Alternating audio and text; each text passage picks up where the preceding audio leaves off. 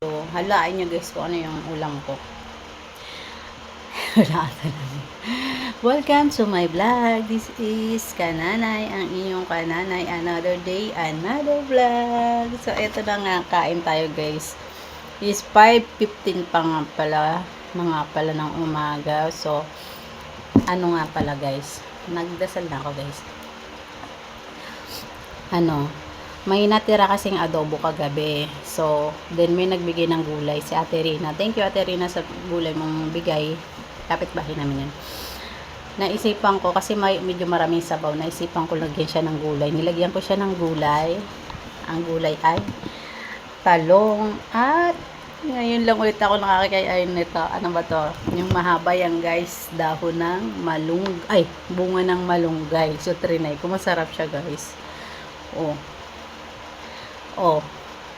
Dahon na, bunga ng malunggay. Adobo. Adobong talong at adobong bunga ng malunggay. Sarap. Tama yung niwala ko sa hindi guys. Pangalawang beses ko palang itong kumain nito. Naalala ko tuloy si Ate Cecil. Si Ate Cecil, dito yung matatanda na pero pumanaw na siya. Wala na siya. So malalim na ang kanyang kaluluwa. May yung magluto-luto dyan sa kubo. Sa dati dyan sa lola ko. Kubo.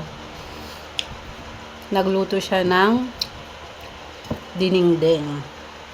So, yun yung first time kong, kasi yung dinengdeng may halo siyang iba-ibang gulay. Yun yung first time kong kumain ng ng bunga ng malunggay.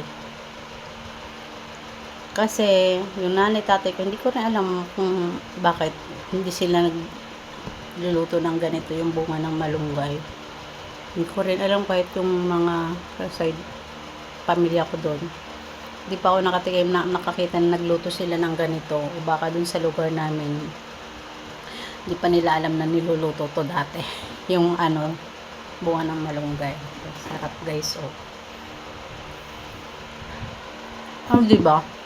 Nang hinayang kasi ako sa dami ng sarsa ng adobo, lagyan ko nga ng gulay. Kasi tira na lang yun. May tirang 3 piraso. Tsaka isang itlog. So, pinatuyo ko. Nilagyan ko nito. Sarap. Tapos yung itlog tsaka 3 pirasong baboy. Yun yung babaunin ng anak ko. Nilagyan ko na rin ng gulay.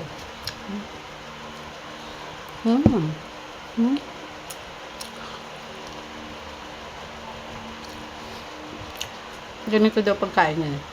Ganun pa yung pinaka gitna.